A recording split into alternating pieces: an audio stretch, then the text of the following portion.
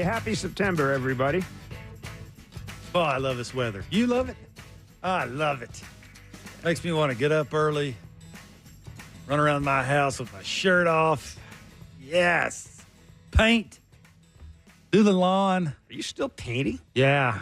What the hell? Wife's got me busy, boy. You've been painting That's so bad, I hope that train's late. Me You've been painting for 3 weeks. That's a lot to paint. I still not finished. I can't get to where I need to get. Still trying to figure that out. What do you mean you can't get to where you need to get? It's another level. And I've wanted to hang my head out the window of my house and paint it, and my wife will not let me, so I have to figure how to get my big butt up on the second floor of the house. Have you heard of a ladder? But I'll break the gutter. Do I look hey? Yeah. Do I look like I don't know what I'm doing? No, you do. Okay, there you go. Yeah, I know. I'm not Tim the Tool Man, but I can do some things. Jeff? It is Blair and Barker for September 3rd. The Blue Jays are back home for a quickie 2-game series against the Philadelphia Phillies starting tonight. They are 67-72 after their weekend jaunt to the Twin Cities. And if you're interested, you're saying, Jeff, what does 67-72 mean other than the fact that they are not very good? Yeah. The 13 and a half. See, that's just not. They're coming off what? They were 17-12 in August. Okay, they're still a lot So basically, if you bring the team back that you had in August, so you may not even have to add 2 hitters in the offseason. Jeff, you may be able to run it back the way it is. Anyhow, you know the herd of khakis are sitting in the room going, boy, 17-12 looks pretty good. We go out and get us some more pitching. I can just hear them right now. I mean, man, we're middle of the pack in August and homers. We won 17 games doing nothing. Man. I can see them thinking, see that? maybe we should just go back and sign Turner and Kiermaier again and bring it back. Just bring in 13 and a half rocking games chairs. 13 and a half games out in the AL East, 8 back in the wild card. 6th highest payroll in baseball. Ahead of the stop it. Oh, that's true. This 2-game series against the Philadelphia Phillies. 7:07 is the first pitch. Jayson Stark will join us. Ben Davis. Love that guy. And Dan Shulman as well. The That Jays guy, lineup is out for tonight's game. It is Springer in right, Varsho in center, Guerrero at first, Horwitz the DH, Wagner at second, Kirk behind the plate, Barger at third base, Clement is his shortstop, Joey Loperfido is in left field, Chris Bassett will be pitching for the Blue Jays if you need to get caught up on the weekend. The Jays, as we said, the Jays played the Twins. They lost 2-0 in the first game. Kevin Gossman held the Twins hitless into the 4th inning. Did give up 4 walks, but Kevin Gossman against the Twins is usually a bad combination. So something was working out there. Saturday, the Jays beat the Twins 15-0, setting a season high with 23 hits. It was a franchise record for the largest shutout win.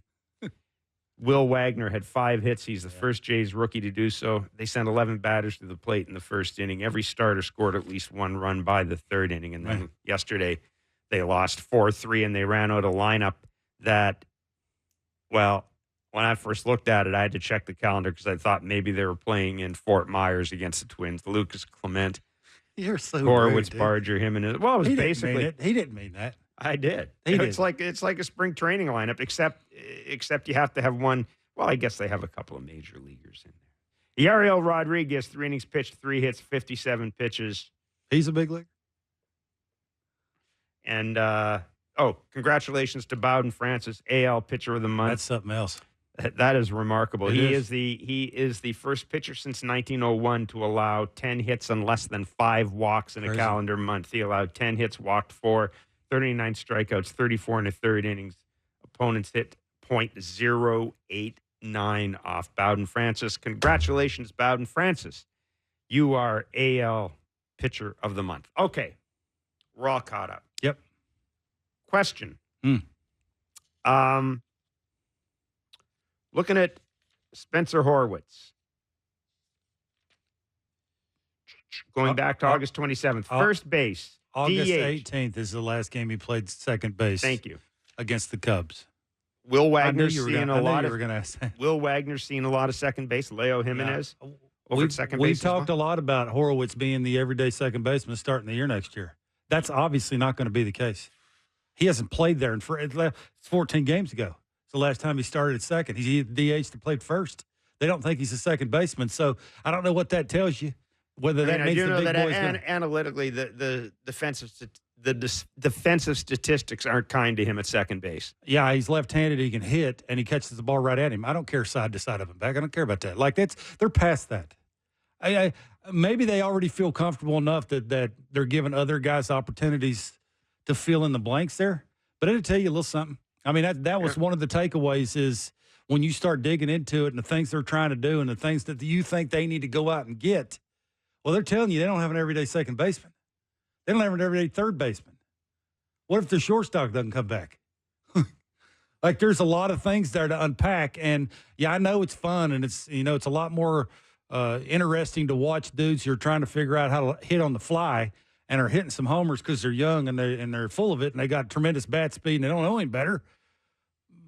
But you still are to the point where, Addison Barger, a big leaguer. Is Leperfido a big leaguer? Leo Jimenez, where's he fitting in? Ernie Clement, I think he's now all of a sudden the only guy that you sort of know is going to be on the left side of the infield next year somewhere when he does play. Other than that, I don't really know how they feel about Horwitz. So I know offensively he gives you competitive at bat. I think that's all that matters. And he's left-handed. Does that for sure tell you that he's on the team to start the year next year? Oh, that's a good question. Really? Does it? I'm not sure. It's a good, you can't have them all. Well, and yes, you can't have them all. That is true. But I also think that in some of these instances, guys are being showcased, they're being played, so other teams can see what they are. I fully think a couple of these guys. I fully think a couple of these guys will be in one form or another involved in trades in the offseason. Again, we've talked about how much this organization has to do, but in the meantime, I haven't seen enough of Will Wagner defense. I don't have any problem with them playing second base. Yeah, I see. I'm past the defensive side of the ball. Catch the ball right at you, make the routine play, the special play. I mean, you make it or you don't. Yeah, it's more about the offensive things. That's what I'm saying. I want to see. Yeah, he's done. Put it this way: he's done enough for me that I want to see him in the lineup tomorrow, and I want to see him in the lineup today. Yeah, in September of this year, when the season starts next year, if all them guys are on your team, you haven't done your job in the offseason. No, then you've had a bad offseason. Absolutely. Which is now I do have to say, we'll talk to Dan Shulman at 5:35. I'm really intrigued by Addison Barger. I think the arm strength and the bat speed and the closing your eyes and picturing that he could hit 20 homers. Yes. That's the three things for me. I wish they just found him a position, leave him there and let him figure out, so we don't have to so much worry about I'm going to go here, this spot, I'm going to go there, that spot. You don't stick him in left anymore. Like, don't put him out there just to be putting him out there. Just put him in a spot now. Make him your third baseman all month. Maybe. Ernie's earned the right, too, to play a little over there. You got to be careful with that. Ernie's been here a little longer. He's done some things offensively, and he's a really good defender, and he's a great base runner. But you kind of know. But that other dude's left-handed and has power, and you basically don't have any of that. No. So, I'm with you. You got to figure out. And he may be one of them guys that you're trying to trade. Never know. Again, you got to get back to that. You're looking for aircraft carriers. You're looking for dudes with hair on their chest that can hit in the top 5 in your order. And for the 19 hitting coaches, don't have to screw it up and tell him how to hit. He already knows it. He already knows how to do it. Just soft toss me, get me loose where I can run out there and drive in 120 runs. So, I'm just intrigued a lot about that. Yariel Rodriguez is pushing himself more into that where he's not. I mean, it's Bowden, Francis, the other 3 dudes. Do you have a 5th guy? I mean, I don't know. We didn't. Jake Bloss has not been called up with the rosters expanding. So, Ariel Rodriguez is about as far from predictable as you can get. Well, that 32-pitch first inning. Come on. Buck made a point early in the game, and it's the same thing. I swear to God, it's the same thing Buck has mentioned almost every start he's worked where Rodriguez has been pitching. And it does puzzle me. Just the lack of confidence in his fastball. Now he did adjust with that, right? He's basically a 3-pitch guy. Now he only lasted 3 innings. He threw 32 in the first inning, so maybe that unfortunately way to go. He had 2 heaters and a slider. Basically, Pete, he's telling you, grip it and rip it. Like, you ain't a finesse guy right now. Grip it and rip it. Throw it as hard as you can. Try and keep it in the zone as much as you can. And let your natural little movement take over. There was some. You got a sinker going one way, a cutter going another, and a grip it and rip it slider. Like, there were some odd calls for the slider. That's a decent approach. I mean, Servin's back there too. I told you, he's the one guy that needs a dude to run out there and go, basically get your head out of where it ain't supposed to be. It just seems to me like he's that guy. And I've talked to people that are real close to that situation, said they're going to come to a decision by the end of the year what he's doing, whether he's going to be a starter or a reliever. They're going to know when he's going into the offseason, they're either preparing him to pitch 5 innings or preparing him to pitch 2 out of the pen. How the hell would you have him pitch out of the bullpen with his 100 pitches? I don't think he won't have 100 pitches. He'll be a pocket guy. He'll come in when he's asked to come in. He won't. Like, again, I said this to you. There's urgency between all them coaches that I know. It's put up or shut up time now. Like, the rubber has met the road, and they're going to try and put the best product they can possibly put on the field. And it still seems to me like a lot of it starts with the pitching. Now, obviously, it always does, but it just seems to me like it's going to start and end with that. And you're going to sprinkle in probably, hopefully, I say a top 13 offense, somewhere in that range. In the majors. Yeah, fingers crossed. Okay. But again, it sounds like this whole group's coming back. So, Jeff, if the whole group's coming back, that means the whole same mindset's coming back. And they've seen this play out. It's worked. Who's they going to go out and get 2 aircraft carriers and a closer? You saw what Chad Green looks like. Now, Chad Green's been great. Now, I'm a big fan of Chad Green's, and Chad Green's got a spot in the pen. Chad Green's going to be your closer against a good hitter in the playoffs? Not a chance in hell. This is what I'm saying. I mean, I know you can't do it all, and I have no idea how much money they got to spend, but you just watch the team play. It's again, you don't need a herd of khakis in a room raising their hand, telling everybody what they need to go out and get. Everybody knows that. Now it's just, are they actually going to do it? You need 2 bats and an arm out of the pen. And then you can sort of sprinkle in the Romanos, the Greens, and the 2 lefties, and whoever else you'd like to go out. Tate, they just picked up off waivers. Like, you can do that kind of thing, right? They got a bunch of 6th inning guys down there. With Chad Green sprinkled in, it's an 8th inning guy. Jordan Romano, do you have any idea what you get from him when he comes back? Absolutely not. No. So you really don't have to. You can't count on him. So, and now you need a number 5 guy. I mean, I'm almost at the point though where. I'm almost at the point where I need to see Romano and Green in spring training before I go out to trade for a 9th inning guy, because I've got a good word. I've got too much to do. Oh, man. You do that in spring training? I mean, they need a no-brainer, Jeff. I mean, if John's coming back and the whole entire front office is coming back, like, I think John needs an 8th and 9th inning guy where they can work their magic. I think they truly in the 6th and 7th inning guy. I think they truly believe Romano's a 9th inning guy. I know for a fact they do, but you've seen it play out. And when Hicks was here, who'd they hand the ball to? Yeah, you know what? It doesn't matter what we think, though. It's what they think. They think Jordan Romano's their 9th inning guy, period. So that's what makes me think is with all the things they have to do this offseason, you come into spring training, that's the back end of your bullpen, and you can't remember. You try to make it work from there. I cannot wait till I am sitting in the windstorm in spring training trying to hide from the wind so people don't yell at me on social media because they can't hear me. The hell's that guy? And the first thing you're doing is yelling and screaming because they didn't fix the pen. Well, you can fix the That's it's happening. You know exactly what's going to happen. Kevin, there's other ways you can fix the pen besides the closer. Just look at teams that are good. Don't look at teams that are good. Don't run out the Tim Mazes of the world anymore. Look at teams that are good. Don't run out the Tim Mazes. They got 8th and 9th inning guys. Yeah. This team thinks it does too. Look at the Twins. This team thinks it does too. This team thinks Jordan Romano's a ninth inning guy.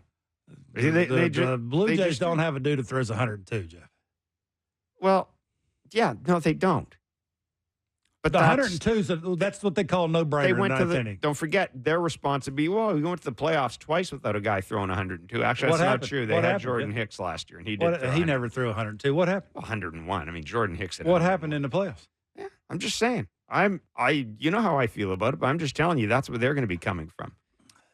That's where they're going to be coming from. There's a lot of heavy lifting. It'll hopefully happen in a hurry because it's going to need to, I would think.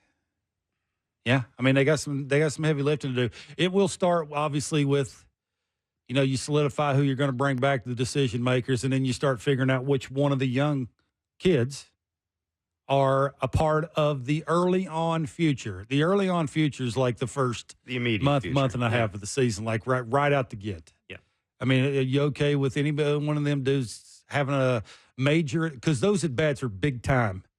When April rolls around, give some big time at bats. Like they got to get off to a good start. So there's some things there you got to pay attention to, which is kind of cool to work through. Yeah, the equation also may have changed. If we're at the point now where you can win a division without winning 100 games. Yeah. That August record, I think, is telling them something. And even though they played stinky teams and 7 of those wins were against a double-A team. And Mark Topkin tweeted out something which is just mind-blowing to me. I don't know if I can find it, but it was the AL East records. Where is it? It was AL East records in August. And his response was toughest division in baseball, ? Here we go. No, sorry. This is the AL East standings if you start June 1st. Yeah. The Red Sox are 41-38. The Orioles are 43-40. The Yankees are 39-39. The Rays are 39-39. The Jays are 40-43.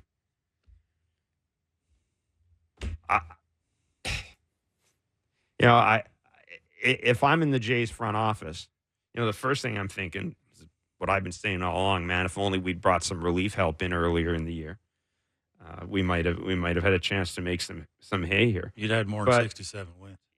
I look at these teams and I ask myself, how many of these teams are going to be much better next year? I don't know. The Orioles, the Yankees. Well, they're going to stand pat. Yeah. So they're still going to be the biggest pain. And it's the Red Sox and the Rays. Those are the two teams that you might think are going to take a step forward. Sounds like the owner for the Red Sox has had enough. He's going to start spending some more money. They're going to bring in some people. But that's to help out that young core they got. And if they start playing better defense, what you're saying is you might have missed your year. Well, and fall in the playoffs and make a little decent run at it. But what I'm also saying is, if the goal is to make the playoffs, which, as far as I can tell, is what it sounds like. It's what the goal for this front office is. Thinking back to when Mark Shapiro was asked at the end of last season in his media availability about Ross Atkins' job, and what did he say? Well, he's made the playoffs 3 times, right? Yep. One of them was a COVID thing. But anyhow, he's made the playoffs 3 times. That suggests to me that and I'm sure they'll never come out and say, I mean, they're not, I don't think Mark's as dumb as Jerry DiPoto. I don't think he'd come out and say, you know what? Just as long as we win 54% of our games over 10 years, I don't think he's going to say that. But I think what he's telling us is the goal is to make the playoffs. And then if you make the playoffs, who knows what happens? Well, if the goal is to make the playoffs and we're in a situation where you're not, 85, 86 wins gets you in the playoffs. Yeah. I just don't know back-to-back years is not going to be a 100-game winner in baseball. Like that might be.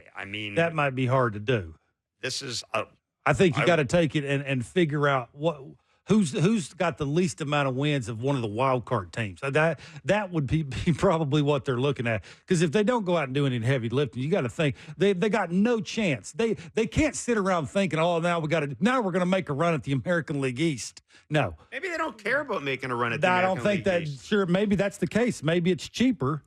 I mean, again, we get back to that. I don't even know if it's cheaper. I'm just thinking maybe it's about making the playoffs for these guys. I mean, what do you get if you win the AL East? Okay, you get home field advantage. You get a nice banner, a different banner. Let's flip it on its other side. You got the top. You got a top 6 payroll, and you're 13 and a half out, and you're 8 back of the third wild card, and there's 5 teams in front of you. Who pays for that? If you have a top 6 payroll and you are in the playoffs, who's complaining? Nobody, but you're not. So who pays for it? Nobody. I don't think. I mean, that's a lot of money to spend to be 8 back and have 5 teams in front of you and not finish 500. Like, that's a lot, Jeff. Yeah, you can't. It's hard to even respond to that. No, it is. I am. You know how I feel about it, but I also. You're just going to run the same crew back and go just a blimp. It's like the players. You know, they had their opportunity to just say it's a blimp in the career. On the back of the baseball card. Next year, we're going to flip it on its head. We're going to be the best front office in baseball. No, I think the only way this changes, quite frankly, is if Mark Shapiro's out of a job. Other than that, I don't think it changes. In terms of the front office and that, I've said this. I don't think it does. It'll be interesting to see hear his comments when the season's over. Oh, I know. That will be the most interesting conversation and what I will be looking forward to, because now, in my mind, all the pressure's on him. Oh, it's got nothing to do with the GM. I don't even care who the GM is anymore. It's about Mr. Shapiro. That's who it's all about. The pressure. Absolutely, solely on him. I absolutely believe the pressure moved on to him the second that the trade deadline expired, and Ross got rid of all the excess stuff and brought in some of these young guys. Now it is on Mark. Yeah, and it's reality. Ross ain't taking the heat anymore. But I keep asking. I ask you this. I ask other people this. Let's say that they fire Ross Atkins. Everything else is going to stay the same. Got the same analytics guys. You got the same dudes in the minors. I keep and I think this is part of the equation that we don't talk about enough. Like, the days are gone, and this is what Ken Rosenthal's terrific article in The Athletic kind of talked about today. Their front offices are so big now that it's not like we used to fire the GM, and that meant the assistant GM would probably go too, and the farm director would go. There's so many people involved. You right know now. As well as I do. Fans couldn't pick a khaki out if they fell on one of them. That doesn't matter. My point is, if you fire the general manager, there's a real good chance nothing changes, because you still got the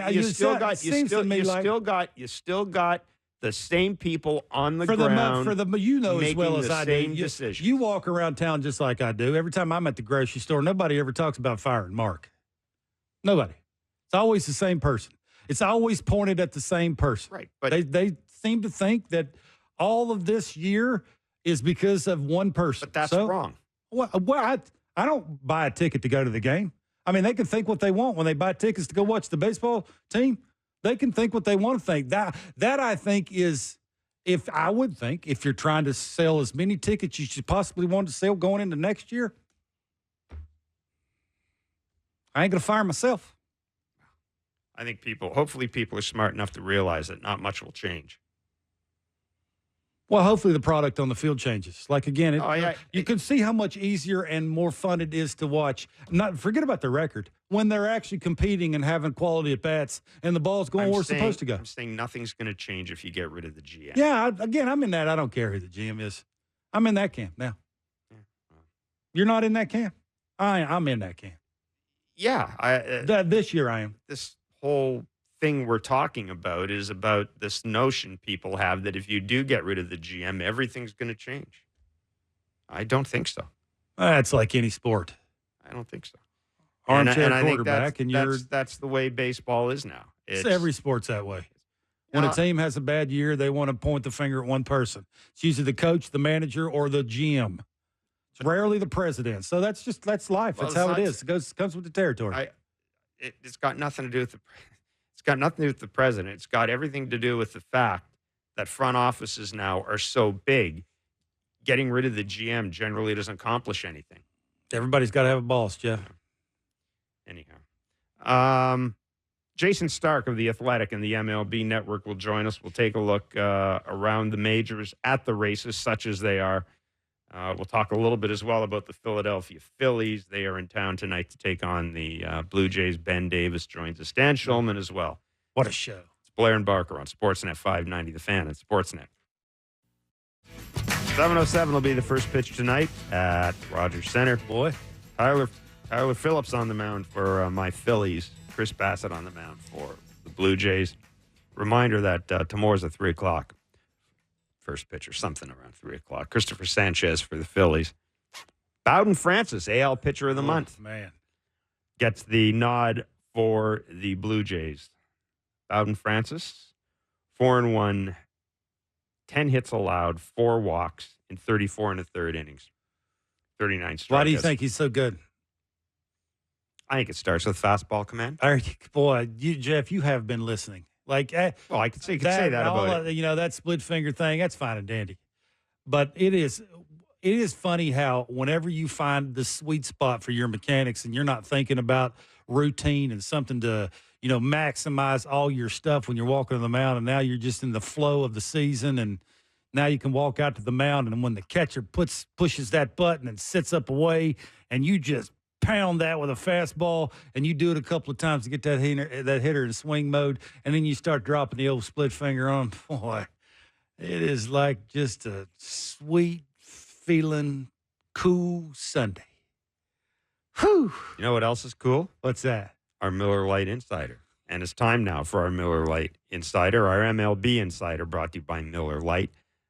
Jayson Stark of The Athletic and the MLB Network joins us cool. on Blair and Barker. He's very cool.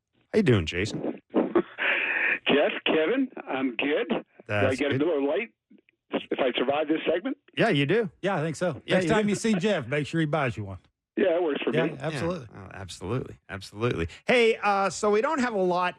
We don't have a lot in the way of pennant races. We've got some wild card races. Is that a fair trade-off, Jason, or do you think it's better to have 3 or 4 divisions up for grabs I'm in as that opposed camp. to the way it is now? Yeah. Yeah, it's always more fun when you get to September and you have no idea who's going to be playing in October. But do you think we know the playoff field right now? I think I could make a case that we do, that we know the whole field. I think the Braves hauled off the Mets for the last spot in the National League, even though it's only a half game difference now.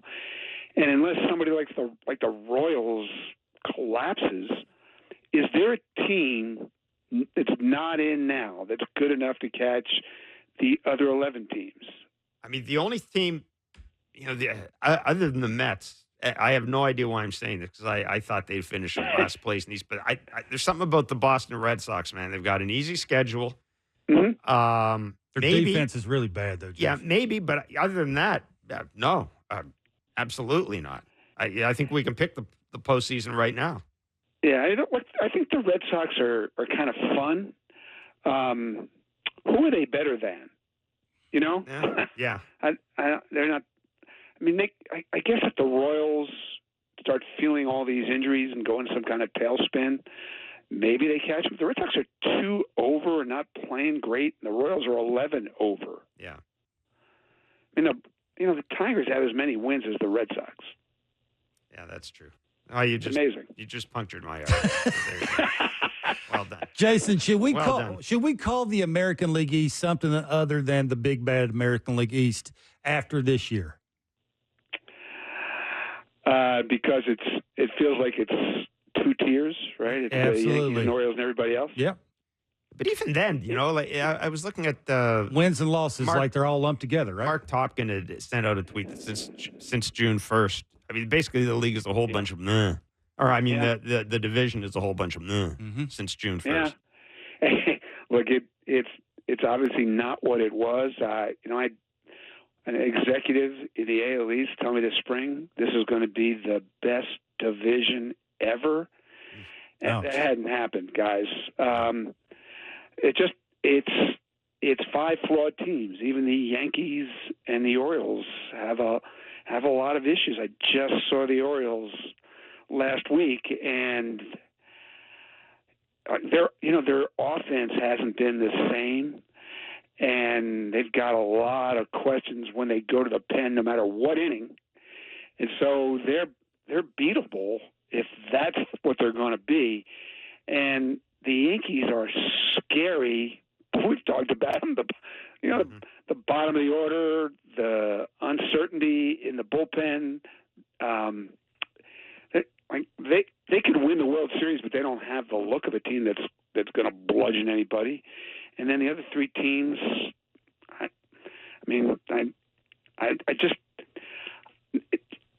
baseball's so interesting to me because you feel like you go into every season and you know what's coming, and you find out how wrong you are. Yeah, you know what? I think the Astros are going to the World Series now. Am I wrong, Jason?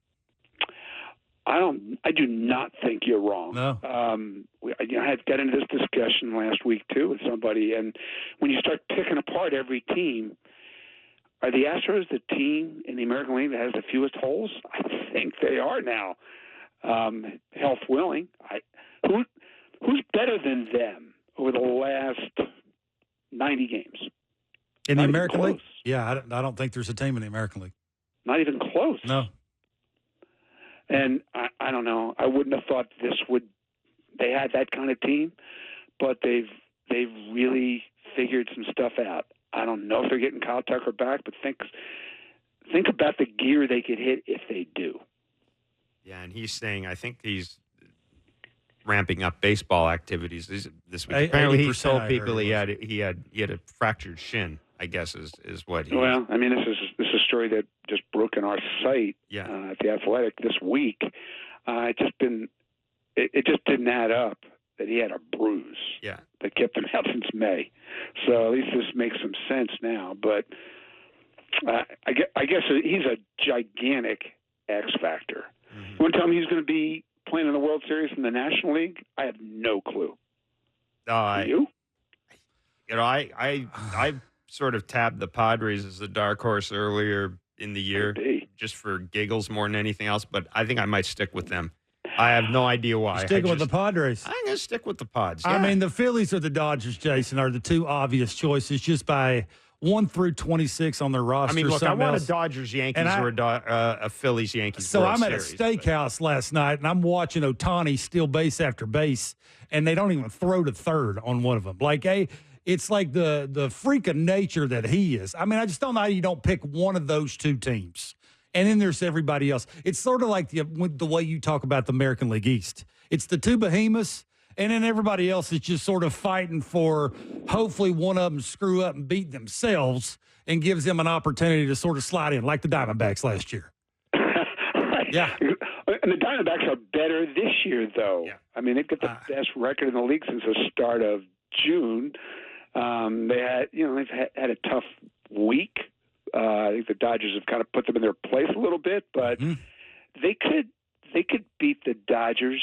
The Padres could beat the Dodgers. Tell me who's going to be in the Dodgers rotation when they get to October, and I'll tell you whether I think the Dodgers are going to win. Is it going to be Glasnow and Walker Buehler and Flaherty and Yamamoto and Kershaw, or is it going to be Gavin Stone and Bobby Miller and this cast of thousands they've been running out there? Isn't that a gigantic question mark hanging over the entire National League playoffs? I think they got a decent pin, and I think they got 3 Hall of Famers in a row in their lineup. Like that's really hard to overlook. It's sort of like the Phillies that you see a lot. It's just like to say that the 3 behemoths in their rotation and the lineup that they got, especially the first 4 guys, the way Castellanos is getting some big-time hits and looks healthy and sort of past what he's going through. Like, I just, again, you're probably right because baseball is a beautiful thing and it's all about who gets hot at the right time. But I don't know how if you were going to bet your check on the National League, I don't know how it wouldn't be one of them 2 teams. Yeah, that's what you should bet. No doubt about it. Baseball is weird, but that's what you should bet. And yet, I mean, the Phillies, they have the most complete roster of any team. I think that's clear. They'll be very comfortable on the stage when they get to October. We've seen that. And yet, their team, they were 29 games over when the Dodgers left Philadelphia on July 11th. and they're 4 games under since. That's a long time to play like that. And I just was talking to Dave Dombrowski about this today. Like, what does that mean? What does that tell us? What do you guys see? I'd like to think that it means that there is parity in baseball, but I don't know what parity means anymore. I think it's a marathon, not a sprint, Jason. That's what I think. I think parity used. It's fun. Parity used to mean, boy, there's a whole bunch of teams that are actually okay, and I think parity now means, boy, there's a bunch of teams that are hugely flawed. Especially this year. The fact that we may not have a 100-game winner is just mind-boggling to someone who watched baseball in the 80s, 90s, and early aughts, right? It's mind-boggling. We've been living in the age of the super team. Oh, too, God, yes. For 10 years. This did not seem like the year when that was going to stop. But you just said it. The marathon really takes its toll. The Phillies are like the poster boys for that. They haven't pitched nearly as well as they did in the first half. They went a long time without ever having to ask the question, wow, who's going to pitch? Yeah, everybody gets their best, too. I think that's the issue in that marathon. Right. Yeah. Right. Yeah. And then, their offense, no team has seen more off speed and more spin than they've seen, and they haven't handled that great. Harper and Schwarber haven't hit a home run for like 3 weeks, which is bizarre. And so, there's that. And then this is the most interesting part of their season to me. It's asking the question, did they start thinking about October too early? They left London and they had a huge lead, and they said to JT Realmuto, why don't you go get your knee surgery? We'll be fine while you get your act together and get healthy. Ranger Suarez wasn't pitching as well, so they let him basically take a month to hit the reset button. I guess he had a back thing, but that's they took their time, especially with those 2 guys, and it made sense. But Kevin, you're a good person to answer this question. Does it send the wrong message when you're basically telling your team that you're just trying to navigate the marathon so you're healthy when you get to October? And does that say to the players that the individual games that they're playing tonight are somehow secondary all of a sudden? Yeah, maybe. I would think I would take that as a compliment if I'm one of those players, that my organization thinks we're so good that they think we can flip the switch on whenever they're telling us to flip the switch. I just have the question, who's getting the ball in the 8th and 9th inning? That's for the Phillies. Like, who's do they have no brainers, Jason, in the back of their pen? I think that's the question. Well, they had to figure that out a little bit, and so they shuffled at the deadline. But I do think it is clear now, even though Rob Thompson doesn't want to declare anybody as the closer. Since they traded for Carlos Estevez, he's pitched the 9th inning every time he's pitched. Yeah. Okay, so and then that leaves Jeff Hoffman, who's been awesome, and Matt Strom, who's been mostly awesome, to pitch big spots earlier in the game, not necessarily 7th and 8th. Ryan Kirkring, they seem like they've got him straightened out. Jose Alvarado is kind of the one guy they still need to get him back on the track he was on the last couple of Octobers. But, I've had hitters on other teams say this to me, that no team has the array of guys with stuff that the Phillies bullpen has. And stuff plays in October. Yep. Lefty righties. Crazy. That's right. Yep. Our friend Ken Rosenthal had an article on The Athletic, which Mr. Barker... It worked. It worked, yeah. It worked. It got Mr. Barker a little upset today, basically. Not upset. Well, yeah, I mean... A little head scratched. I'm scratching my head a little. Head scratch. You're scratching your head. Yeah, a little. Yeah, especially about the Blue Jays. Well, I'll let Jeff fill you in, but it's... Well, let's boil this down to this. Ken's article suggested very strongly that there are reasons that underachieving teams may not be as quick to derrick their front offices as they have in the past, which is true. Mr. Barker's upset by this because he would like to see the general manager of this team fired. I mean, That's not what I said, Jason. I said you would think somebody would have to pay if you have a top 6 payroll and you're 13 and a half out of first in your division and there's 5 teams in front of you for the third wild card spot and you're like 6 games under 500. You're just going to run the same people back next year? Like, that just seems like a lot to get away with. That's all. Okay, well, it feels to me like there's this eternal tug of war on stuff like this. Mm-hmm. When a team underachieves, everybody wants everybody in charge fired, and sometimes they're right. But I think Mark Shapiro is quoted in that piece by Ken Rosenthal, and isn't he also right, at least to some extent, that the most successful organizations in sports are also the most stable? There is something to that. I know that there's a little chicken egg thing going on there. Obviously, if you win year after year, of course you keep your job. But the other side of it is, if you clean out your front office, it's an earthquake for your organization. Yes. So you'd better be sure that you know what you're getting on the other side. And so you want to dig in on what's happened? Because obviously this front office has made some big decisions, and they have not led any parades, and it's been a tough year. That's undeniable. I guess trying to figure out what it means is the question. Mark Shapiro has a long track record of success in the sport that's on the field and off the field. And I know how people across the sport in other organizations look at Mark.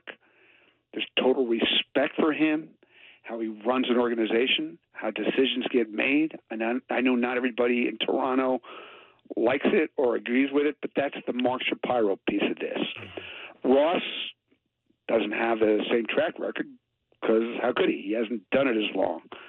But I don't know. You take a step back from Ross, and his team's got to the postseason. It's 3 times in 4 years, and the 4th year they won 91 games. This year is not that year. So then you're into, was the process wrong? And you tell me what you think. They would say they could never have foreseen Bo Bichette having this year. They could never have foreseen all the bullpen injuries. And if you give them a normal Bo and a healthy bullpen, this is at least a contender in their eyes. I don't know. Tell me if they're wrong about that, Kevin. Oh, you want me to answer? Yeah. Sure. Yeah, this is what I see. I think 2 years in a row you tried to finesse your way through the American League East and make the playoffs. That, for me, consistently just doesn't work. Like, you can go to that well a couple of times. Which when you say finesse, you're talking about pitching and defense. Yeah, like just win it 3-1 games a bunch. Jason, you know as well as anybody, it's real hard to do. I mean, they've been like the 25th ranked offense the last couple of years in baseball. That's just consistently hard to do. And then you go out and basically do nothing to help that along. I understand the Bo Bichette thing. I get it. That would have helped a little. But we've seen a healthy Bo with Vladdy, with whatever they've tried to add, and they've still been a bottom-end offense. That's the thing, and I think you hit the nail on the head with the process word. I think that's where it's at, right? And maybe, hopefully, this is what this year has done, has changed that to head them in a different direction. And, Jason, they projected go ahead. Their offense to be much better both of those 2 years. Yes. And, all right, it's gone on long enough now that you can see the projections were off. Did they miscalculate the ballpark impact? I don't know, but they thought, we'll score enough runs. We've got to be better on the other side of the ball. A lot of teams are thinking that way now because it's so much easier to measure the impact of better defense. But you got to score. It's never been harder to hit in today's game. And if you can't score against good pitching, you're not going to win. And they have it. So somebody's got to do a big-time evaluation of why they got that wrong.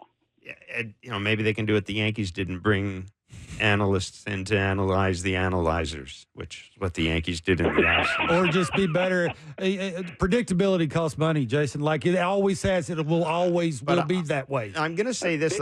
One of the things Ken's article brought home that I think people, and I include myself in this, we need to mention, we need to keep in mind. I mean, Jason, it's not like it used to be where you could fire the GM and the assistant GM would go and maybe the personnel director would, and that was basically it. Now there are so many layers in each front office that I don't, if Ross Atkins is fired, I don't know how much that changes at the player development center or in the minor leagues, because that was put together by Mark, right?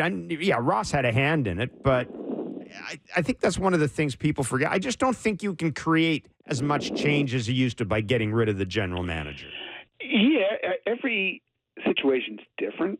If you're running an organization and your organization has fallen behind and you're not up to the way the other teams think and operate behind the scenes, operate in the minor leagues, make decisions. Mm-hmm. If that's your issue, then that's one thing.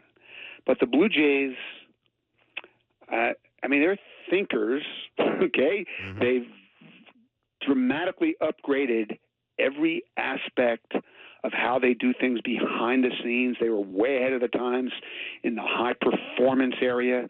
The complex in Dunedin is state-of-the-art in every possible way. They've upgraded the ballpark. They don't seem to be a team that's behind everybody else. They've made some bets that they've been wrong on. Mm-hmm. They've got to figure out why that is. But I think you're exactly right that I don't know what tweak you would make in their front office that would dramatically change the way they operate. And that's what people are just, it's easy for people to say fire everybody. Right. It's easy to say if you keep everyone in place, you're not trying to win. But it's the tug of war of sports, and especially in this sport. Jason, really good of you to do this, my friend. Buddy. Thanks so much. Great job. Always great to talk to you guys. Thanks. See you Take soon. care. That was our MLB Insider, brought to you by Miller Lite. Tastes like Miller time. Boy, I got you in trouble. That was so. Wasn't truth hurts, man. Like I don't agree with that, but whatever. Like I would think it's performance driven. You give me a bunch of money, I don't spend it in the right way. We lose a bunch of games, I probably lose my job for it. Ben Davis is a Phillies TV analyst. Also a former MLB catcher as well. And yes, indeed, he is a former teammate of Kevin Barger. Absolutely. Ben Davis joins us next. It's Blair and Barker on Sportsnet 590, The Fan at Sportsnet. All right. Yeah. It's okay to do something. Huh? Say something good. Stop throwing me on the bus, too.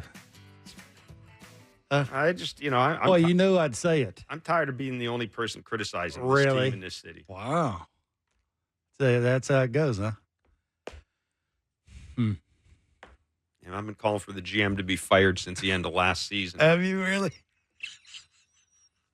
After you just want someone else to. Oh, really? Yeah. I just want someone else to man up and do it. Oh, you was driving the Greyhound, huh?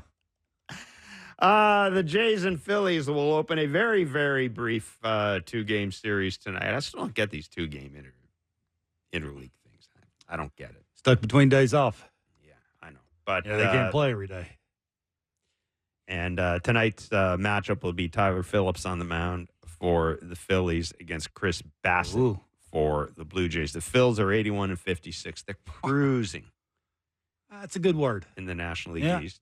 The Blue Jays are 67-72. They're right there. They are right there. They're hanging on. Ben Davis is a Phillies TV analyst, former MLB catcher. He joins us in Blair and Barker. Hello, Ben. How you doing? I'm doing great, guys. How about yourselves? Oh, we're doing well. Listen, it's funny. We just had Jayson Stark on, and we're talking about the Phillies, and one of the things Jayson talked about was just kind of wondering whether the Phillies, I'm not going to say whether they took their eyes off the division. I think that's cruise control. Too simplistic. But, they let JT Realmuto have his knee surgery and essentially said, get it done and, we'll give it time. And they let Ranger Suarez, they let him, take a month to reset. And, of course, while they're doing this, the Braves are having all sorts of things happen to them. Is there any concern on your part that maybe the Phillies just they've had their eyes on October since the middle of July? No, I think one thing this team is, I know they went through that stretch where it was just before the All-Star break. They had a series against the A's where they just didn't show up. And then after the All-Star break, for about, I'd say for maybe 6 weeks, it was a grind. They just didn't really do anything well. They starting pitching was taking a hit. The offense was non-existent, and the defense looked like mentally they just weren't there. But it wasn't from a lack of effort. It was just they were performing poorly. I will say this is the most professional team I've ever been around. Really? They don't take days off. They never take anything for granted. They have guys that hit early on the field every day. They go about their business the right way, and it's a team I would very much like to be a part of because I like to think of myself as a professional, and I took my craft very seriously. It's something that they do every day, and then to watch these guys work and put the time and effort in, it's really unbelievable. So I wouldn't say they kind of took their foot off the gas. They just didn't play good baseball. It's going to happen over a 162 game stretch. Ben, what if you're a Phillies fan? What is the biggest worry for this team running into the playoffs? I say running. I don't say walking or falling. Running into the playoffs. Just health. I think health is the biggest concern. Right now they're playing a very good brand of baseball, and they're getting the job done. And as long as they can stay healthy, mainly the starting pitching, Wheeler has to stay healthy, Aaron Nola has to stay healthy, Ranger Suarez has to stay healthy. That's really my own concern is that they do, be in the hunt and be 100% healthy. There's a few guys that are a little banged up right now, but they're working through it. They have a great training staff here. So, that's my only concern because I think they will play a good baseball moving into the postseason. I think we talked about this guy the last time you were on, or maybe it was before then. But people look back at the Troy Tulowitzki trade in Toronto as one of the big deals, one of the franchise-altering deals. And I'm looking at Jeff Hoffman, who has become. I'm just looking at his numbers right now. He's I believe he's first or he's second in WAR among relief pitchers in the National League. Matt Strom, I think, is right up there as well.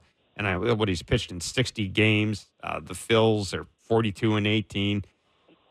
Jeff, tell me a little bit about Jeff Hoffman and how he's turned into this relief machine. Well, I will say that the first word that comes to mind is competitor. This guy, he doesn't care who's in the box, righties, lefties. He's going to attack, and he's always, not to sound cliche, but it's like, blood in the water for a shark. It's just this guy just senses it, and he just attacks accordingly. What I like about him, he's not just a right-handed specialist. Like this guy's with the splitter that offsets the lefties. He's got obviously the slider to offset the righties, and he pitches. He knows when he needs to pitch a contact and also when he needs to punch somebody's ticket and get a strikeout. And that's what he has been able to do this year. And it's just been fun to watch. But this stuff is obviously it's above average stuff. And, when he was Bryce Harper's quote unquote personal pitcher, Bryce Harper really took notice of the fact that he said, man, this guy's nasty. And, he went and said, I think this guy needs to be a part of our bullpen. And he's been a godsend ever since. What do you think the Phillies can learn from getting bounced by the Diamondbacks last year going into the playoffs? Well, I think it was, they win 2 games here in South Philadelphia, then they go out to the desert, and it looked like they just forgot how to play baseball. And I think it's just, you can never take anything for granted, obviously. And I'm not saying they did, but maybe they let their guard down just a hair. And, it's just, they go from hitting, 5 home runs in game 2 to just not being able to do anything offensively out in the desert. And I think it's something they came to spring training this year, honestly, with it to a man. They had a different demeanor. They had a different look on their face. Like they were still ticked off about what had happened and losing. And they come back here with 2 games in hand to win 1 ball game. They scored 3 runs in 2 games. That didn't sit with them too well in the offseason. And I think it has showed this year. To what do you attribute the lack of power from Schwarber and Harper recently? I think they've gone a couple of weeks without home runs here. I'm looking at Schwarber's number in that homestand that they just came off wasn't great either. Yeah, it's been a grind for 2 of those guys. Harper's getting his hits. He's just not getting hits, for average or for power. I will say Schwarber has been striking out maybe a little bit too much, something he definitely wants to cut back on. But Harper got interviewed over the weekend, and he didn't come out and say, like, I'm banged up. But he said, yeah, it's a grind. Everyone's hurting right now. And, I think he's got some things going on that is preventing him from those power numbers. So I think with Schwarber, I just think the strikeouts are up. And with Harper, I think he's a little banged up right now, and that's what's leading to it. Ben, a pick to click for you going the last month of the season here and into the playoffs. A guy that they'd never talk about with the Phillies. Could be a hitter, could be a pitcher, or could be both for you. Do you have one? I'm going to say Trey Turner. Initially you always want to go with Harper, your superstar, but Trey Turner, he's just got a different way about him. I talk about a guy that can beat you in so many different ways. This is the guy who can beat you with average. He can beat you with power. He can steal bases. He's very dynamic in that aspect. So I'm going to say Trey Turner. But you look at someone like Nick Castellanos. This guy has a flair for the dramatic as well. This guy's been the most consistent offensive hitter for the Phillies in the last 2-3 months. I mean, this guy's been unbelievable.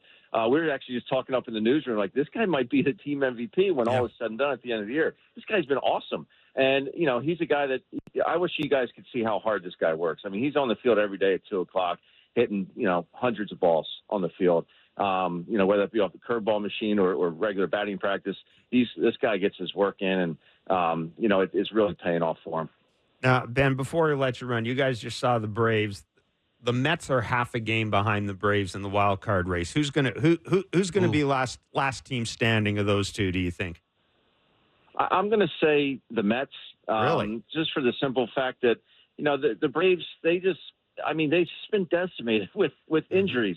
I've never seen anything like it, and really things that are uncontrollable if you think about it. You look at with Strider. I mean, his elbow. With Acuna, with his knee. I mean, it's not like you can just say, oh, go stretch and make it better. Those things happen. With Riley getting hit in the hand, with Albies breaking his wrist on on just plays that happen in a game. I've never seen anything like it. And these are, they're a dynamic team. But I just think the injuries have really kind of caught up to them. There's only so much Ozuna and Olsen can do in that lineup. I know some of the other guys have stepped up, but man, it's difficult. But I just think the way Lindor's playing right now, obviously J.D. Martinez up there, so they're getting some big time performances, and I just like the Mets right now a little bit better. They're playing with a different edge right now. And really good of you to join us, man. Appreciate your time as always. Good to talk to you, Ben. My pleasure, guys. Have a good one. You too. That is Ben Davis, Phillies TV analyst, former MLB catcher. He does a terrific job. He does. Just looking at the Braves, they're 9 games against teams that. There's some, if you really want to get into the weeds with the Major League Baseball, with the standings, there's some interesting stuff right now. The Braves are 9 games over 500 against teams that are better than 500. That's as good as the Dodgers. Yeah. It's as good as the Phillies. Mm-hmm. It's better than the Brewers. It's better than the Padres. The Diamondbacks are 2 games under 500 against teams greater than 500. The Mets are even against teams with a record better than 500. It's just, and I understand it's when you win those games that counts, right? Mm-hmm. The Braves are not. they're 9 games over 500, and they're hanging in by a fingernail. Now, they're playing Colorado right now. The Mets are playing Boston. So, this is why I talked to Jayson about the Red Sox. If you look at Boston's schedule is really easy. I know they're a flawed team. I get all that. Yeah, big time. But I think the Mets have nothing to lose either. Like nobody really picked the Mets at the beginning of the season to make the playoffs, right?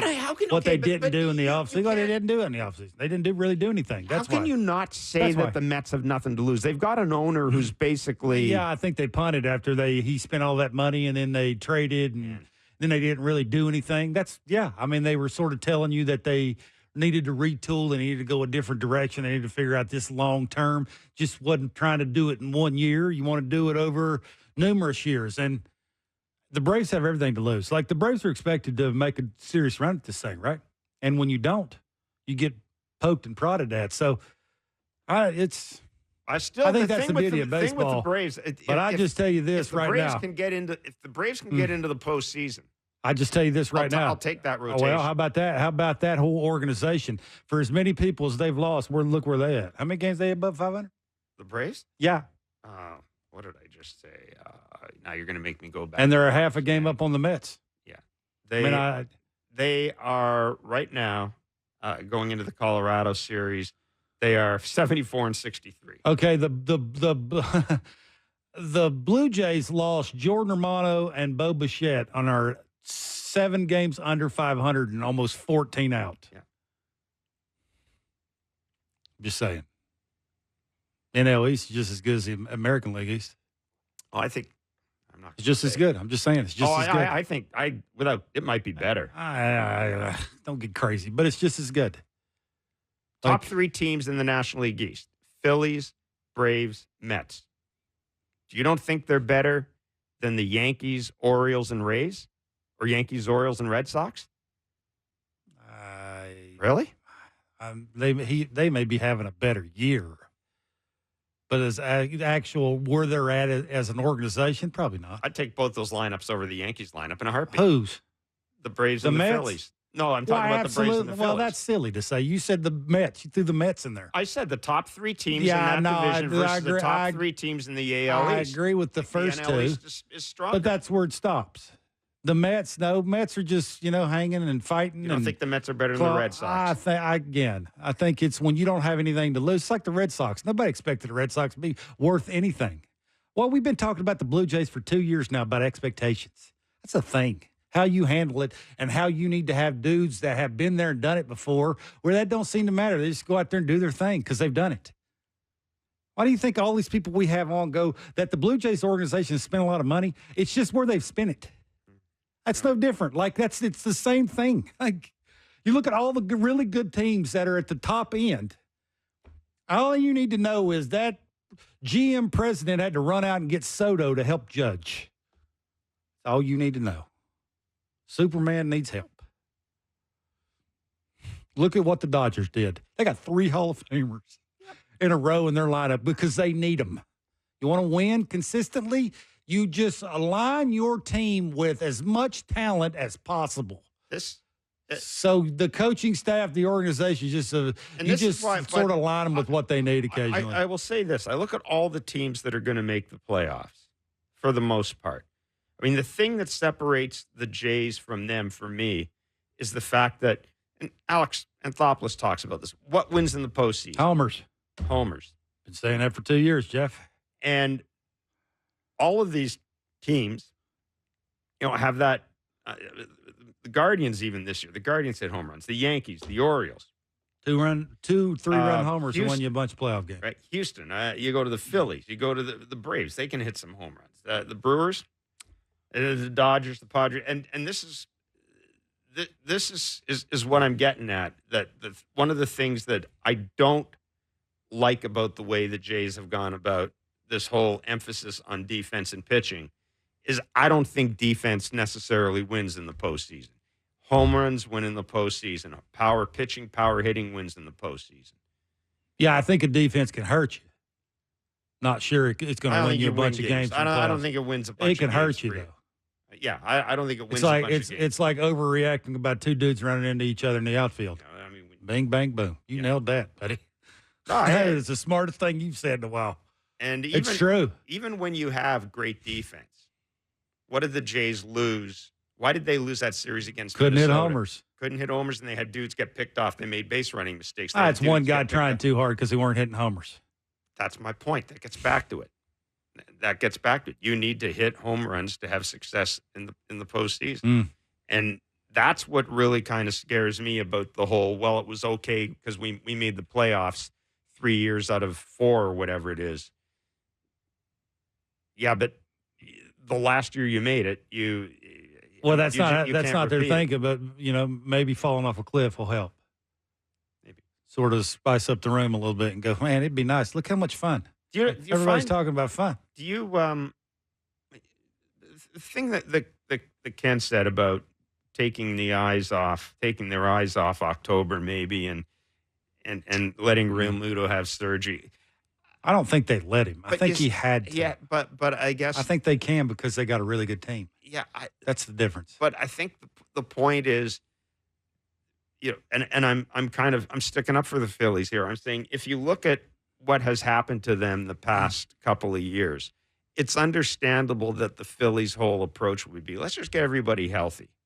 Let's just get everybody healthy for the postseason. I think it's what the Braves are not doing, too. I think that sort of opened the window, too. Okay, if a guy's got a little problem, we'll give him a little time, figure it out. We still got a decent enough lead that the dudes that are still here are better than most teams got. And we got them 3 behemoths in the rotation, and we seem to got power lefty and righty out of the pen, right? I mean, he'll give up occasional little homer, but most of the time he's as shut down as it's going to come, and Alvarado throws 170 left-handed. Here's maybe the most amazing thing. Crazy. The most amazing number for Jeff Hoffman is, regardless of how he's used, middle relief, whenever. It's a hybrid. He's the Jimmy Garcia. He's made of the Phillies. 60 appearances this year. Yeah. 50 have been scoreless. However, he's been used. Yeah. 50 have been scoreless. Look good as a Blue Jay. I just think it's funny because when that Troy Tulowitzki deal was made, well, you had to make it. Well, yeah, absolutely. Alex No, I'm not saying you're good, but it's kind of that. It just kind of shows you. I think baseball is different than every other sport that way, because nobody really gave a rat's ass about Jeff Hoffman. But all it took is, the Jeff Hoffman story is great. Bryce Harper's personal pitcher, Bryce Harper going to the team and saying, maybe we ought to look at this guy. This guy's filthy. This guy's filthy. I mean, I can't hit him.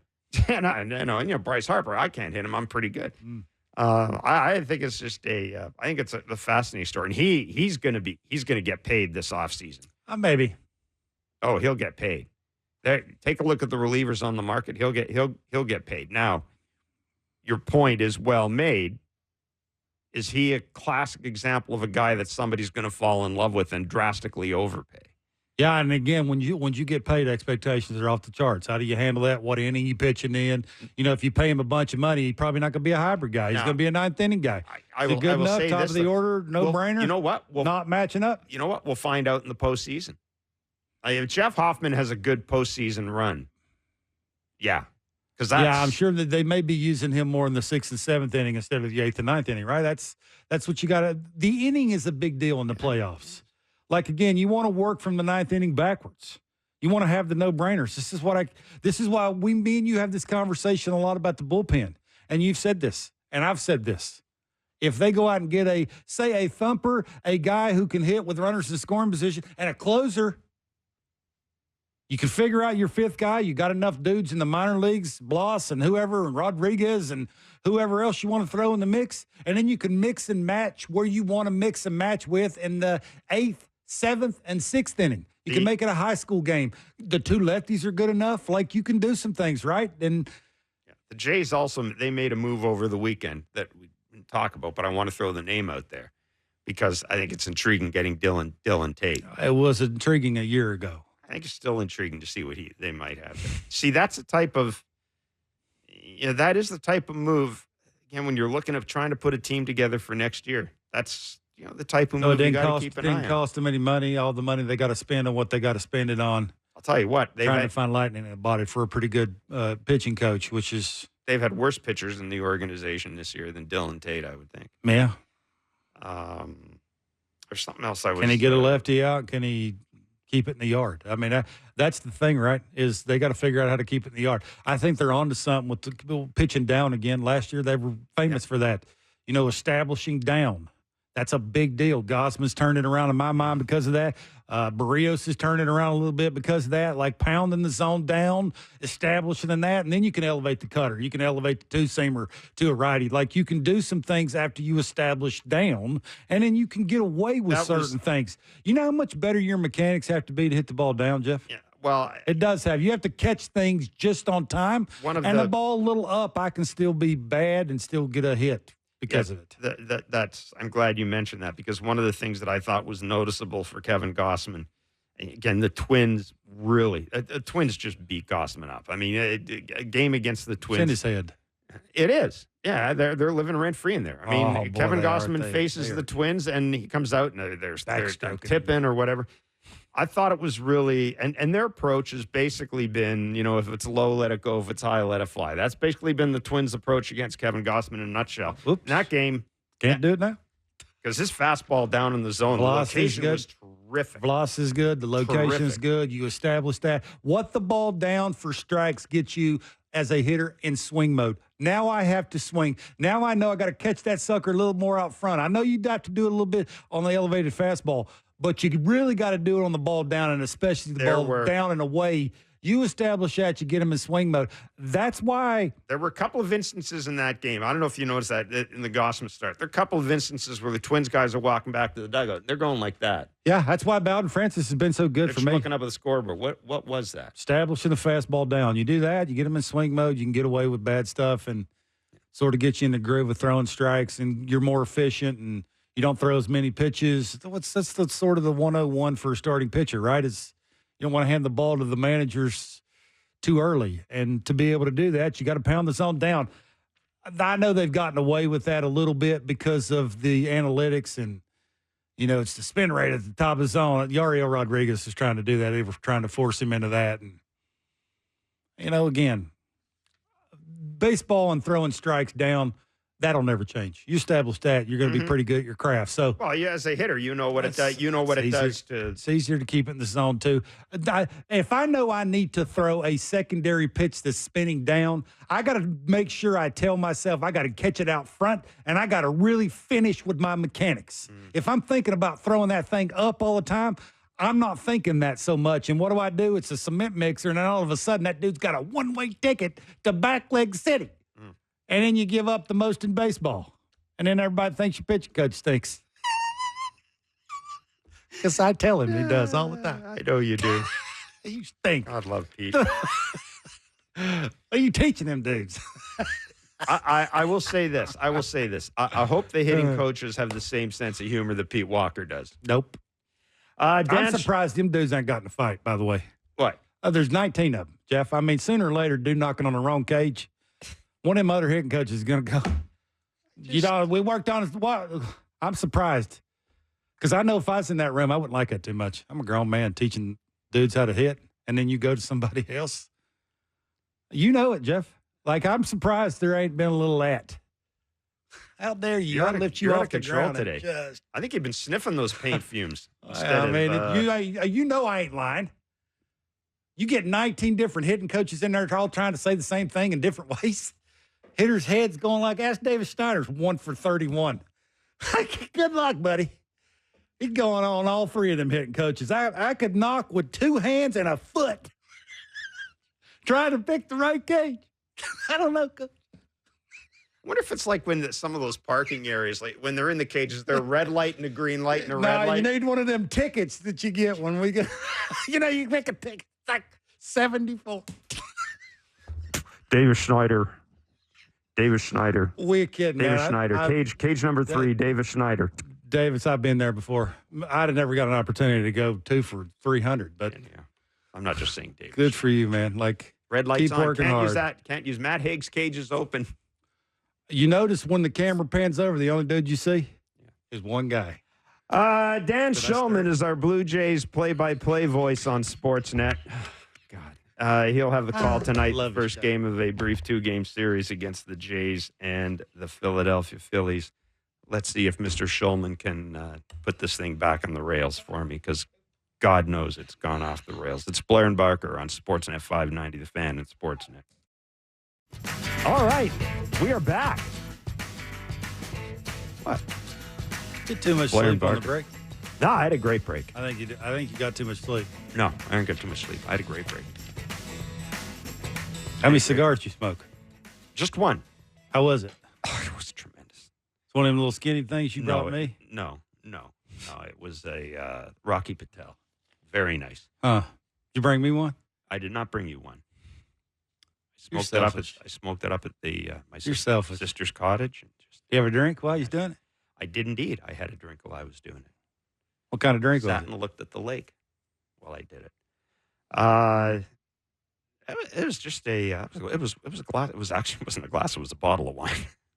It was nice. Wow, It was nice. the whole bottle. Wine and cigars. Yeah. It wasn't one of those weekends where you drink a lot of mixed drinks or anything. It was a lot of wine.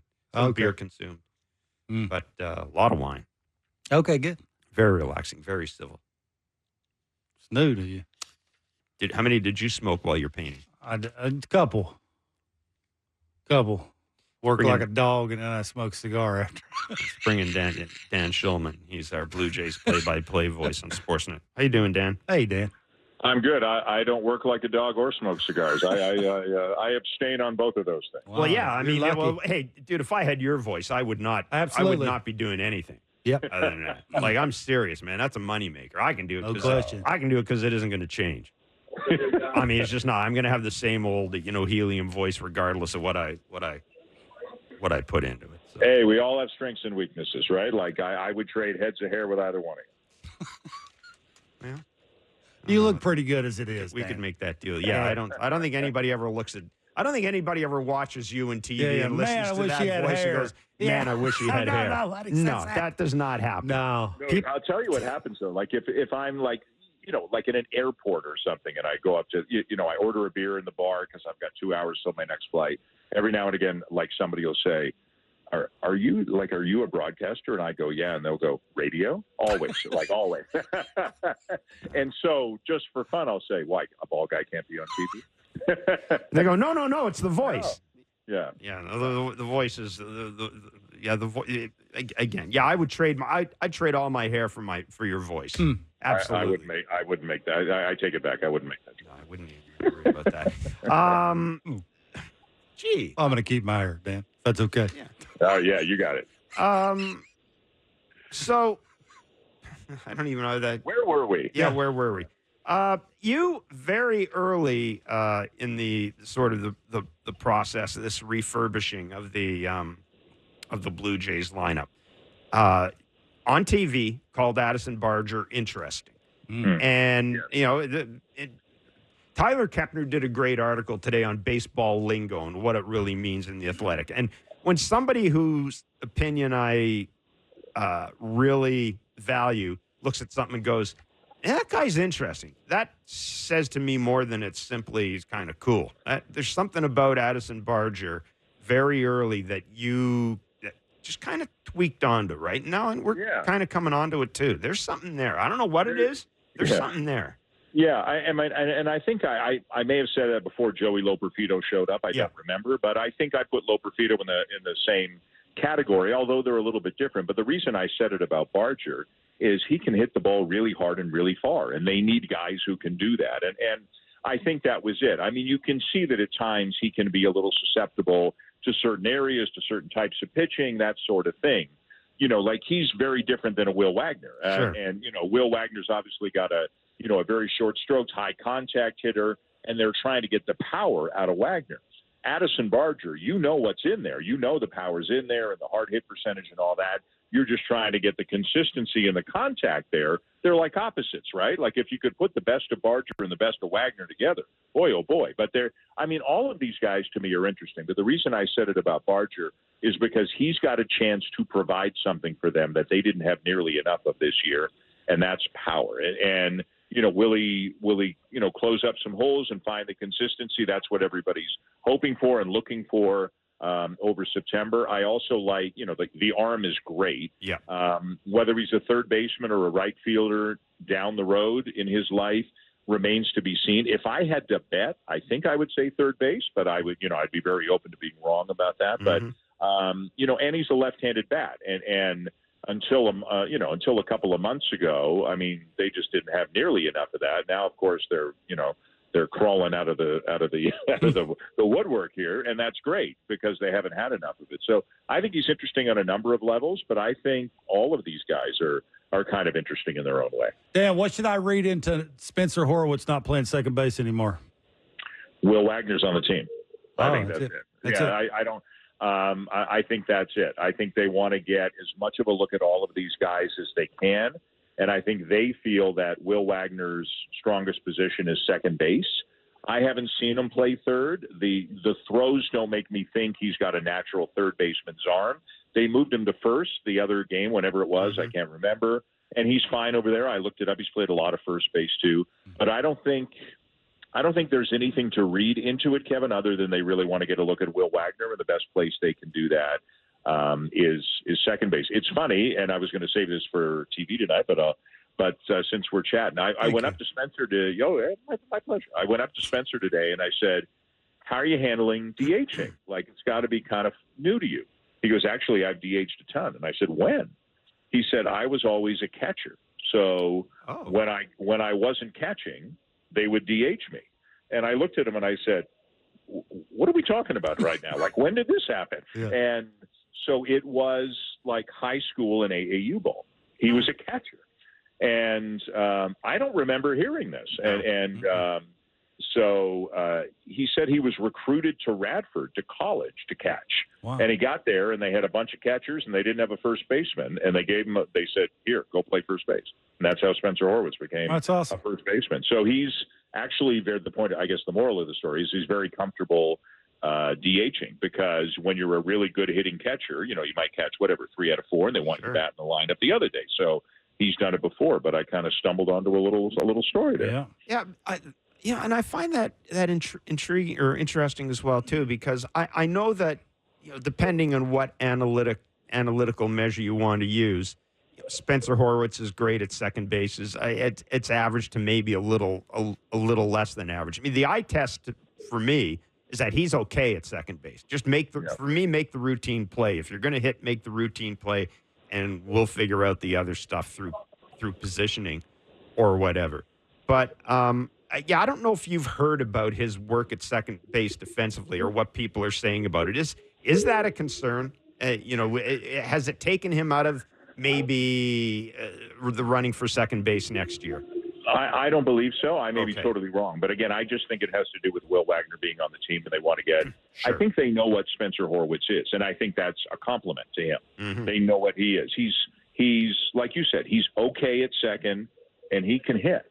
And now they want to see Will Wagner as much as they can over the last 50, 60 games of the season, however long they will have had him. So, but, to say that things on this team could go a dozen different ways in the offseason is a tremendous understatement. Like, if Wagner does great and forces himself into he's going to be on the team, then that pushes Horwitz probably into a first base DH role.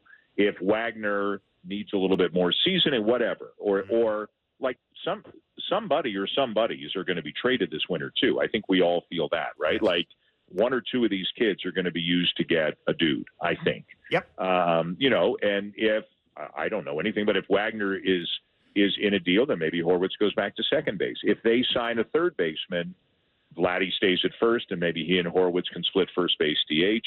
But if they sign a first baseman, does Vladdy move to third, part-time, full-time? Like, it could go a zillion different ways. But I just think they're on one giant fact-finding mission right now. And I think Spencer Horwitz has kind of crossed that threshold. I think they know what he is, and that's good for him. And I think they're just trying to get a look at Wagner as much as they can. Yeah, you used that phrase in one of our conversations earlier about this being a fact-finding mission, and that's exactly what it is. It is a fact-finding mission for this team. And from where I sit right now, Dan, I'm kind of enjoying it. Like, you're calling the game. I mean, I watched most of the games this weekend, and I'm enjoying this. They're not winning every game, and I get it. And they probably won't go to the playoffs. But this is much easier in the eyes, for me at least. 100%. I mean, my friends and family who talk to me about the Blue Jays say that. Yep. The people who, clap back at me on Twitter certainly feel that way. There are more people in a good mood and fewer people in a bad mood. There are always going to be people in a bad mood, but right. There aren't as many of them, I think, since the trade deadline. And I'll be honest, it's more fun to call these games because it's a fact-finding mission. And what is Joey Loperfido and what is Will Wagner and what is Addison Barger? And it's nice to see Nathan Lucas get a chance to play in the big leagues and all of these things. I think it all is fun. And I don't think, not that wins and losses don't matter, but they don't matter as much right now. It's almost the individual performances, the trends, the check marks, the boxes you can check between now and the end of this. It doesn't matter if they win 76 or 79. I don't think it matters who among these guys is good enough to go forward. And I think if I were working in the front office, I would feel that way too. You're gathering information every day. The tricky thing to me is they might get to the end of the year and say, well, we can only keep 4 of these 6 guys. Yep. Which two don't we keep? Who do we try to package? And sometimes, it takes 2 to tango. The other team or the free agent signee or, that dictates who you keep and who you move and who you demote and who you promote and all that. But boy, oh boy, I'd love to be a fly on the wall for those conversations because every single day must feel like a brand new chapter, right? Mm-hmm. Because every single day you're learning more about these guys. Dan, do you think they are confused or concerned about Yariel Rodriguez? That's a good question. That's a very good question. Whenever John Schneider talks about him or anybody talks about him, the word routine gets mentioned. What do you hope for from Yariel Rodriguez the rest of the way? And the answer is always just stay in a starter's routine. Just keep learning how to be a big league starter during the game, between games, et cetera, et cetera. I would lean more towards confused. I think they feel it's going to be a process, and maybe they felt it was going to be a process right from the beginning. But I think he got to a point where maybe it looked like he was past that. Maybe he'd gotten to that Spencer Horwitz. Okay, now we know what he is, and it's consistent, and he's taken a couple of steps back. I think what they're working on with him is getting him to get to the Bowden Francis point, and I don't mean results. And what I mean is to trust your stuff. Throw it in the zone. You're good enough to get outs in the zone. I believe they believe that he can do that, but I think maybe they're trying to get him to believe it a little bit more than he does. I don't think they're concerned, to be honest with you, because he came into this year. I don't think we expected him really to be a starting pitcher all that much this year because he hadn't pitched at all last year. We didn't know Ricky Tiedemann was going to get hurt. Alek Manoah was still in the picture. Like they had guys, So I think, again, they're just looking for him to get as many reps, as many innings, and stay on routine as much as possible. And then, but he'll probably have to fight for a job next year. I don't think they're going to give him a job in the rotation next year. If they're going to give it to anybody, it's going to be Bowden Francis at this point, assuming he finishes the season well. And I don't mean like American League Pitcher of the Month again. I just mean well. But I think Francis is kind of leapfrog Yariel right now. But I think Rodriguez will come into camp having to fight for, a back end of the rotation job next year. You mentioned Bowden Francis, Dan. How did this happen? How did this guy win AL? I mean, I know why he won AL Pitcher of the Month award. I mean, 10 hits? Nobody since 1901, other than him, has given up 10 hits and allowed less than 5 walks in a calendar month. I don't mean that. I mean, how did it happen? Yeah. I think the splitter is a big part of it. I talked to Brian Servin about it. Servin's caught, I think, his last 3 starts. Yep. And he said the splitter on its own is good, and they're not used to it yet, right? I mean, that's not the scouting report, although obviously it's going to be now or very soon. He said, but the splitter helps the fastball a lot. And Servin believes that Francis's fastball has that, and I don't know the exact analytics of it, but it's got the carry or the ride, and he says, I can see guys altering their swings to try to get on top of it because it's staying on plane more than most guys' fastballs. And because hitters know that, they see the ball, and normally they would do this kind of a swing, but he says they're altering their swings to try to compensate for the ride they know the fastball has. And he says, you're getting pop-ups, you're getting funny foul balls off to the right. They're chopping a little bit like it's not their A swing. I think the splitter is making the fastball better. I think the splitter in and of itself is a good pitch that is still maybe sneaking up on people a little bit. And then, as he said live on air, God bless him, after the game the other day, he trusts his you-know-what. Yeah. He's starting to trust his you-know-what. And the best part was he didn't even say, oh, sorry. He just kept going, right? Yeah. Like, he might not even know he said it, to be honest with you. Locked in. Yeah, and so I asked John Schneider today, I said, how did Bowden find out that he was pitcher of the month? And Schneider said, I told him. I said, how did you find out? And he pointed to Adam Felton, and he goes, Adam Felton told me that, the media relations director for the Blue Jays. And I said, when you called Bowden, or somebody else asked this question, when you called Bowden, what was his reaction? And he said it was kind of like, sick, that's wicked. Like, that was the whole answer. And then there was a lull, and Bowden said, see you at the park. And that's Bowden Francis, right? I mean, the other thing, too, in terms of trusting your you-know-what, he is such a chill dude, but I think he's got a lot of inner confidence. And I'm not saying Yariel Rodriguez is nervous on the mound. I don't think he is. I think he's frustrated on the mound, to be honest with you, that it's not going better. But I think Bowden has kind of gone through that stage. He struggled early this season. He got demoted to the minors. Then he got called up. He's a little bit further along on the development path in the major leagues than Yariel Rodriguez is. And I think Bowden is very confident right now. I'll tell you what, if the Jays marketing department knows what they're doing, and believe me, they generally do, they're already working on Bowden Francis Zen candles. Oh, absolutely. For a giveaway next year. For the first 15,000 fans. Exactly. Now, I mean, as much as I'm not a fan of giving away stuff that can be lit in a ballpark, it's like Bat Day, which was a great idea that became a bad idea. There has to be a way, Dan, to give away, even if it's like one of those battery-operated ones that puts out some sort of aroma. You've got to have a Bowden Francis Zen candle. If he's going, and again, nobody's saying he's going to be this. Nobody can be this. Like, nobody sustains what he's done over the last month.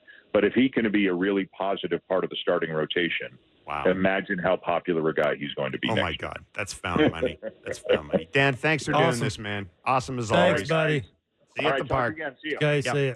Dan Shulman, the great Dan Shulman, voice of the Blue Jays, and I do mean the voice of the Blue Jays. Absolutely. The best voice on the freaking planet. It's tremendous. That's interesting from Brian Servant about, as a hitter, guys altering swings and just getting those uncomfortable, off-balance swings. Yeah, see, I'm in the other side of the camp. Now, look, he's catching him. He knows better than I know, but me watching the way I do and seeing how he locates the fastball and then how he sets it up, and he's not predictable with the split finger.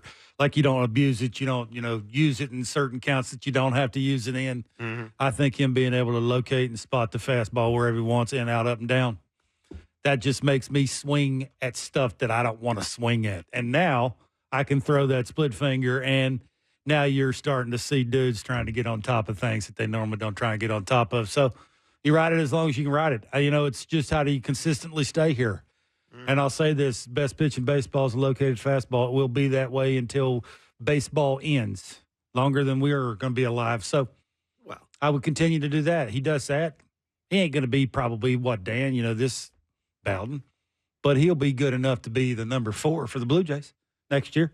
And he'll give them some quality starts, which is exactly what they need from him. Chris Bassett gets a start tonight. We talked a little bit last week about him moving to the other side of the rubber. Yeah, sounds like might have been the greatest thing he's ever done. No reason not to expect him to do it again. Oh, you'd certainly think not. I mean, he's got lefties in this lineup too. I mean, it's all about sounding to me like the breaking ball that he was using. It's just a little easier for him to get in the lane, sort of freeze him up. Doesn't have to be as fine. He's still going to have trouble getting in and to both sides with the 2 fastballs or the 3 of them. I mean, he's throwing more four-seamers because his cutter and his sinker wasn't working, but it was working last time. And who are we to say it wasn't because of where you stand on the rubber? So, I just think it's lanes. I think it's where he starts the secondary pitches. He said it makes the sweeper better. Like, it keeps it in the zone. It ends up where he wants it to end up. So he's a really smart dude. He ain't going to overthink that part of it. It worked once. Yeah. No, why not? I'm sure he'll go out there and do it again, and hopefully he's flipping it the way he wants to flip it. And it's get interesting. Some quick outs and go deep in the game. Jayson Stark said the Phillies see more spin and off-speed stuff than anybody in baseball. Well, I mean, they are a veteran lineup. Most veteran lineups are very smart. That means they're educated guessing.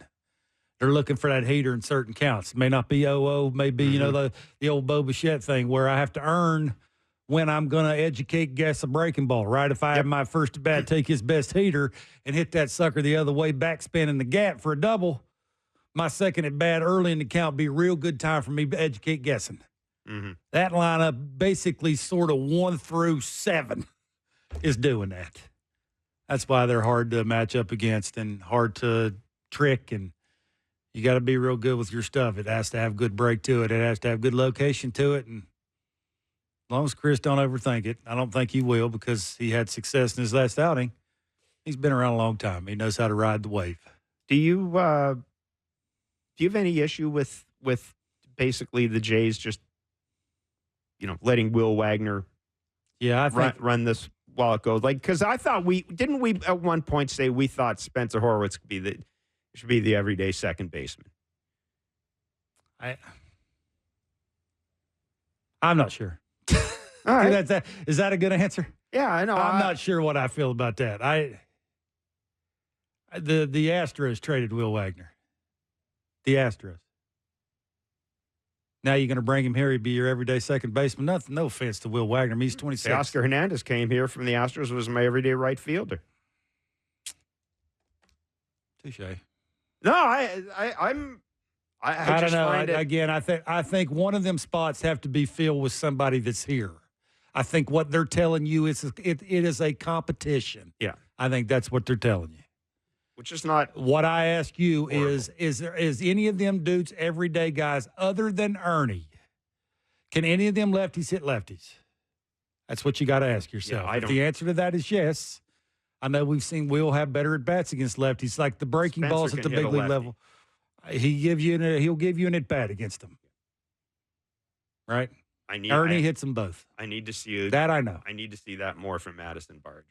They're young. That's the last thing that comes. Is that lefty on lefty? I mean, they think the same thing in the minor leagues. He's left-handed. He can't hit lefties. Well, let me show you I can. I can lay off the heater away or the breaking ball that is a ball to get the cement mixer. I mean, basically lefties are throwing the location. They ain't trying to get filthy on you. They're just trying to throw because they think the same thing we think.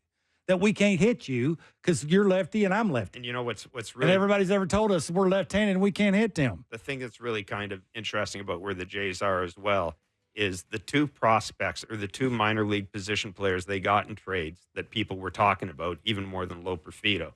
The kid Class A from Seattle and the kid from Pittsburgh.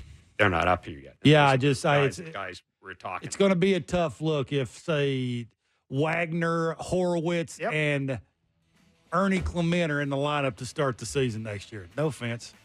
Blue Jays Talk will be along following the game. It will be Blair and Barker and Blue Jays Talk. We'll be back tomorrow on TV and radio after the afternoon game. Enjoy the baseball fan pregames next.